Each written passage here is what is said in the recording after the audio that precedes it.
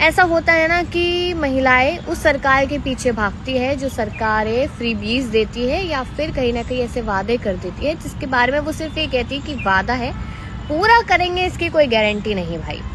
ऐसा होता है महिलाओं के साथ, जैसा कुत्ता जब हड्डी देख लेता है तो पीछे पीछे भागता है, तो महिलाएं भी उसी सरकार के पीछे भागती है। मैं ये नहीं कह रही कि इसको वोट दीजिए उसको वोट दीजिए, आपकी मर्जी, वोट दीजिए या मत दीजिए, क्योंकि नोटा का ऑप्शन भी हमारे पास होता है।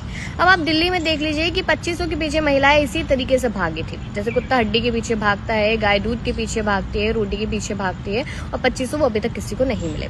ऐसे ही अब बंगाल में देखिए कि चुनाव है और मोदी जी कहते नजर आए हैं, भाई और बहनों रीओपन कराई जाएगी वो फाइलें जिसमें महिलाओं के साथ रेप हुआ है, उनके साथ गलत हुआ है, बेटियों के साथ हुए हर अन्याय, हर रेप केस की फाइलें खुलेगी।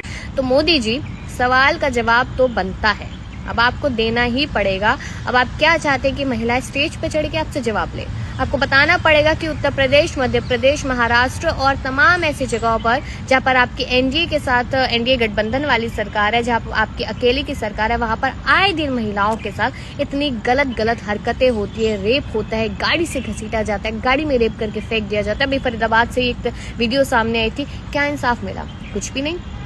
लेकिन जब चुनाव नजदीक आते हैं तो आप ये दिखाते हैं कि दूसरी सरकार इज रेडिकुलस, वो कुछ नहीं कर सकती, वो बकायदा कुछ नहीं कर सकती, कोई डाउट ही नहीं है इसमें, वो कुछ नहीं कर सकती। लेकिन आप भी कुछ नहीं कर सकते, आप भी हाथ पे हाथ रख के बैठे रहते हैं और पता चलता है कि आपकी सरकार इतनी गिरी हुई सरकार है कि जब चुनाव नजदीक आते हैं तो आप महिलाओं को सबसे पहले पकड़ते। जोर है दिमाग से, शरीर से, महिलाएं बेवकूफ है, क्योंकि आप बात तो कर देते हैं महिलाओं को पढ़ाने की, सशक्तिकरण की, लेकिन उन्हें आगे नहीं किया जाता है। राजनीति में आना होता है तो उन्हें पहले टेबल पे या फिर कहीं ना कहीं बेड पे उनको आना पड़ता है, उसके बाद वो राजनीति में आती है। अलग अलग लेवल्स पे वो लोग जाती है तो कहीं ना कहीं उन्हें पहले बस्तर ही गर्म करने पड़ते हैं और उसके बाद वो उस लेवल पर बढ़ती नजर आती है। अगर कोई गलती से आगे बढ़ भी जाए तो उसके बाद तब उसके साथ शोषण हो जाता है और उसके बाद जब वो सड़क पर सामने आती है, अपने लिए न्याय मांगती नजर आती है, तब आप कह देते हैं कि फंडिंग हो रही है विदेश से या फिर इधर भारत से ही किसी न किसी सरकार की तरफ से उनको आगे किया जा रहा है। तो आपका जो हिपोक्रेसी है ना मोदी जी, आपकी और आपकी पार्टी के नेताओं की हद हो चुकी है दोहरे चरित्र की।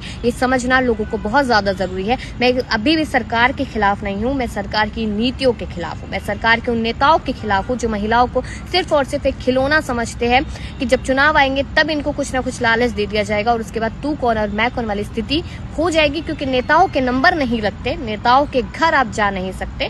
ये महिलाओं की हालत होती है, तो समझना बेहद ज्यादा जरूरी है महिलाओं को।